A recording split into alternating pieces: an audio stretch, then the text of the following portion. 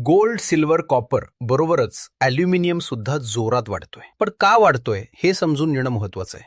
कारण ॲल्युमिनियम हा modern इकॉनॉमीचा backbone आहे, जो कॅन्स पासून कार्स, मोबाईल्स, सोलार पॅनल्स आणि एअरप्लेन्स पर्यंत सगळीकडे वापरला जातो. त्यामुळे त्याच्या प्राइस मध्ये बदल झाला की इकॉनॉमीवर थेट परिणाम होतो. प्राइस वाढण्यामागचं पहिलं कारण म्हणजे ग्लोबल सप्लाय शॉक. कारण मिडल ईस्ट टेन्शन्समुळे शिपिंग रूट्स डिस्टर्ब झाले आणि फ्रेट व इन्शुरन्स कॉस्ट वाढल्याने सप्लाय चेन इम्पॅक्ट झाली. दुसरं कारण म्हणजे ॲल्युमिना या रॉ मटेरियलच्या ट्रान्सपोर्टमध्ये अडथळे आल्यामुळे प्रोडक्शन कमी झाला. तिसरं कारण म्हणजे चीनमध्ये प्रोडक्शन कॅप असल्यामुळे सप्लाय वाढवणं शक्य नाही, कारण चीन हा जगातील सर्वात मोठा ॲल्युमिनियम प्रोड्युसर आहे. आणि चौथं कारण म्हणजे इंडियामध्ये BIS सर्टिफिकेशनमुळे शॉर्ट टर्म मध्ये सप्लाय कमी झाला. याचा रिझल्ट असा झाला की ॲल्युमिनियमची प्राइस जवळपास 375 रुपये प्रति किलोवर गेलीये. इम्पोर्ट्स महाग झालेत आणि फॅक्टरीज कमी कॅपॅसिटीवर चालत आहेत. तर दुसरीकडे डिमांड समर, बेव्हरेजेस आणि EV सेक्टरमुळे वाढतेच आहे. त्यामुळे डिमांड स्ट्रॉंग आणि सप्लाय टाईट अशी सिच्युएशन आहे. पण मध्यम कालावधीत जर चीनने उत्पादन वाढवलं किंवा जागतिक लॉजिस्टिक्सची परिस्थिती सुधारली तर काही प्रमाणात किमतींमध्ये घसरण दिसू शकते. मी सुद्धा आजच एक ॲल्युमिनियम स्टॉक विकत घेतलाय. जर तुम्हाला तो कोणता आहे हे जाणून घ्यायचं असेल तर माझ्या पोर्टफोलिओच्या पेड ॲक्सेसला सबस्क्राईब करा,